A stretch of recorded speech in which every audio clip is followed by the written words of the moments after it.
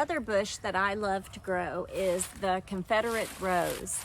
The Confederate Rose is a type of hibiscus, and here in Arkansas where we live, sometimes it will come back, but sometimes it won't. It really just depends on the weather and how cold it gets in the winter. So like angel trumpets, it's very important if you want to have Confederate Rose for the next season, it's important that you take cuttings.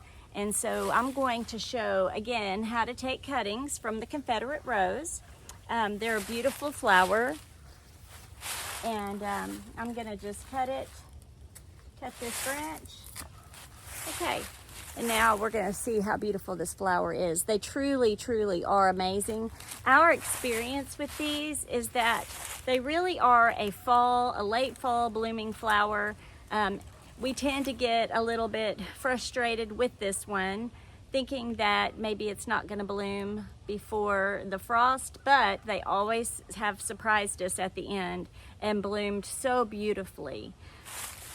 The way to take the cuttings is similar to the angel trumpet. We're going to take cuttings about probably about 15 inches is what I'm going to do. So about this long.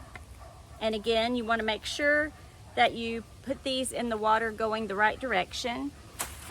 It's really also important that if you have foliage like this, that you pull those leaves off, because it makes it harder for the plant to root if it's having to support all of these leaves.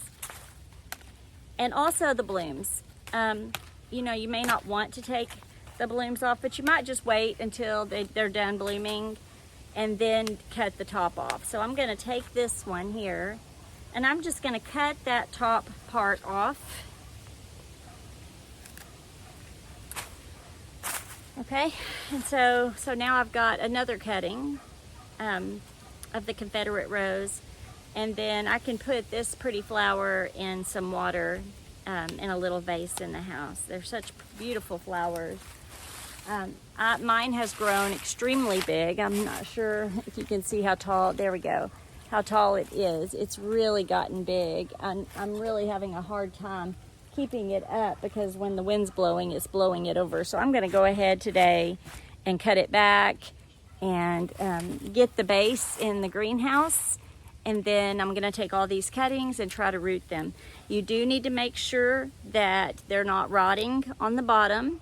And if they do rot on the bottom while they're in the water, you'll just take your cutters and cut that off and just wash out your water and put it back in. My bush will make a whole lot of cuttings, so I don't need that many, so I might just take the biggest pieces and the strongest pieces to grow. Anytime you have cuttings, they do tend to be more advanced than any that may come up in the ground.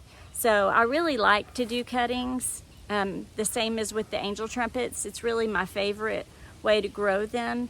You can just put them in your house in front of some window, or even in your garage. You can just put your jar, your vase with water in your garage, and just check on them about once a week and just make sure that their water is okay. And then in spring they should be all rooted up, and you can go ahead and plant them outside, or you can go ahead, oh, there.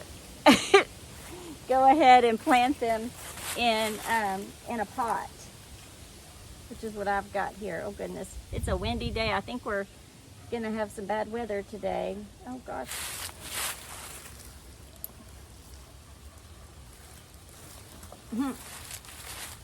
Okay, there we go. Okay. If you have any questions about rooting angel trumpets or the Confederate Rose, just put them in the comments and I'll answer the best I can. Thanks for watching Flowers Flower Garden, and I'll see you next time.